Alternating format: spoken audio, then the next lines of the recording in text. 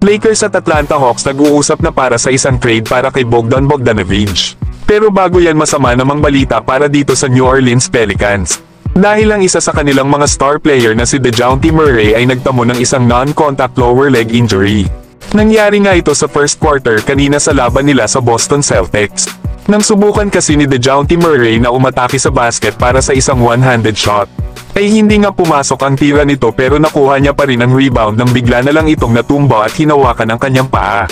Matapos nito ay ika-ika na itong naglakad papuntang bench hanggang sa dalhin na ito sa locker room.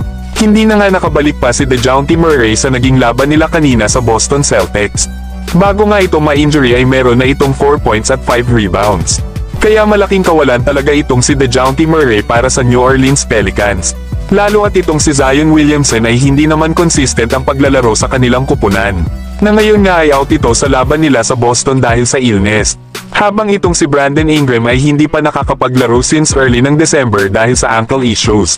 Kaya no choice na talaga ang New Orleans Pelicans kundi ang magtank na lang para sa darating na NBA draft ngayong taon para dito kay Cooper Flagg. Lalo at pangalawa sila sa West standing na may worst record na may 12 wins and 36 losses. Pero kayo mga idol, ano ang masasabi nyo sa injury nitong si DeJounte Murray?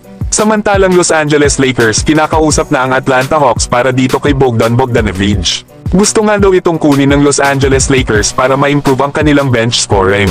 Simula daw kasi nang i-trade ng Lakers si D'Angelo Russell papuntang Brooklyn Nets, ay hami na ang kanilang opensa sa kanilang second unit. Kaya mas maganda raw na kunin ng kanilang kupunan itong si Bogdan Bogdanovic na kilala bilang isang mahusay na sharpshooter. Para nga makuha ito ng Lakers ay kailangan daw nilang ibigay sila Jalen Hood-Schifino at Gabe Vincent. At kailangan din daw ng Lakers na magdagdag ng isa pang veteran minimum salary para mag-match ang kanilang mga sahod. Bagamat hindi naman daw isang mahusay na defender itong si Bogdan Bogdanovic. Pero ang depensa nila Anthony Davis, Dorian Finney-Smith at Jared Vanderbilt ay sapat na para mapunan ang kahinaan nito sa depensa. Ang problema lang kay Bogdan Bogdanovic ay simula ng Olympics noong nakaraang summer, ay hindi na ito naging healthy ngayong season. Nasa ngayon ay may average lang itong 10 points at 30% shooting beyond the arc sa loob ng 24 minutes of playing time. Nasa ngayon ay may edad na itong 32 years old. Kaya hindi napasok ang edad nito para sa future plan ng Lakers.